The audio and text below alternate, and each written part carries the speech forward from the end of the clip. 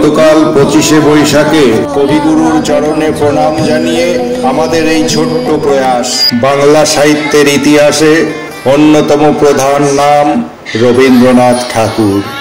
তিনি একদিকে যেমন ছিলেন কবি, অন্যদিকে তিনি একজন সাহিত্যিক, প্রাবন্ধিক, নাট্যকার, চিত্রকর, সঙ্গীতকার আর দার্শনিক। তার জন্ম 7ই মে 1861, 25শে বৈশাখ 1268 বঙ্গাব্দে কলকাতার জোড়াসাঁকোর ঠাকুর বাড়ি। দেবেন্দ্রনাথ ঠাকুর ও সারদা দেবীর 13 সন্তানের মধ্যে সবচেয়ে ছোট। 11 বছর বয়সে তিনি তার বাবার সঙ্গে সারা ভারত ভ্রমণ করেন। 1901 সালে তিনি শান্তিনিকেতন চলে যান। 1883 সালে তিনি ঠাকুর মৃণালিনী দেবীকে বিবাহ করেন এবং 5 সন্তানের জন্ম দেন। কিন্তু 1902 সালে মৃণালিনী দেবী মারা যান।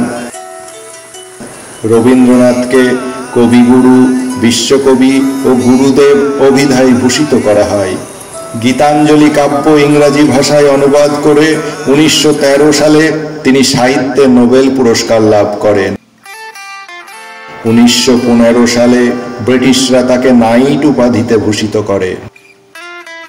কিন্তু 1919 সালে জালিয়ানওয়ালাবাগ গণহত্যার পর তিনি সেই উপাধি প্রত্যাখ্যান করেন।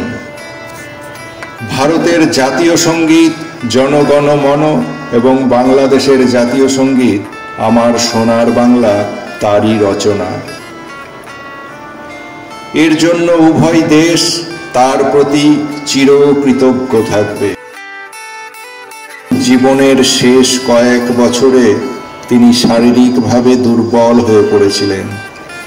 তিনি 7ই আগস্ট 1941 সালে 80 বছর বয়সে সকলের মায়া কাটিয়ে ইহলোক ত্যাগ করেন। কলকাতার 6 নম্বর দ্বারিকানাথ রোডে অবস্থিত এই জোড়াসাঁকো ঠাকুর বাড়ি বাঙালি তথা সংস্কৃতিপ্রেমী মানুষের কাছে এই বাড়িটি এখন একটি তীর্থ। জোড়াসাঁকো ঠাকুর বাড়ি এখন রবীন্দ্র ভারতী বিশ্ববিদ্যালয়ের প্রধান প্রাঙ্গণ। এই বিশ্বকবি রবীন্দ্রনাথ ঠাকুরের জন্মদিন 25শে বৈশাখ। এই 25শে বৈশাখে কবিগুরুকে স্মরণ করলাম আমাদের এই ভিডিওর মাধ্যমে। 1293 বঙ্গাব্দে প্রকাশিত রবীন্দ্রনাথ ঠাকুরের করি ও কোমল কাব্যগ্রন্থ থেকে নেওয়া এই কবিতাটি প্রাণ। মরিতে চাহি না আমি সুন্দর ভুবনে, মানবের মাঝে আমি বাঁচিবারে চাই। এই সূর্য করে এই পুষ্পিত কাননে, জীবন্ত হৃদয় মাঝে যদি স্থান পাই। ধরাই প্রাণের খেলা চির তরঙ্গিত, বিরহ মিলন কত হাসি অশ্রুময়। মানবের সুখে দুঃখে গাথিয়া সঙ্গীত, যদি গো রচিতে পারি অমর আলয়। তা যদি না পারি তবে বাঁচি যতকাল, তোমাদেরই মাঝখানে লোভী যেন ঠাঁই। তোমরা তুলিবে বলে সকাল বিকাল, নব নব সঙ্গীতের কুসুম ফুটাই। হাসি মুখে নিও ফুল তারপরে হাই, ফেলে দিও ফুল যদি সে ফুল শুকাই। এবার শুনুন শম্পার কণ্ঠে একটি রবীন্দ্রসঙ্গীত।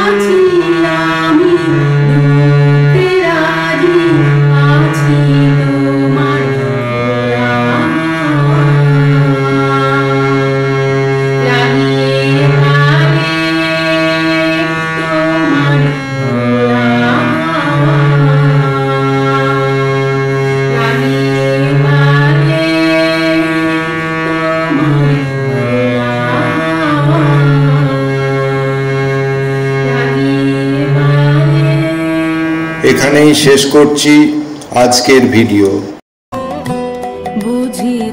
ভিডিওটি ভালো লাগলে একটা লাইক দিয়ে শেয়ার করে রাখবেন, আর অবশ্যই সাবস্ক্রাইব করতে ভুলবেন না।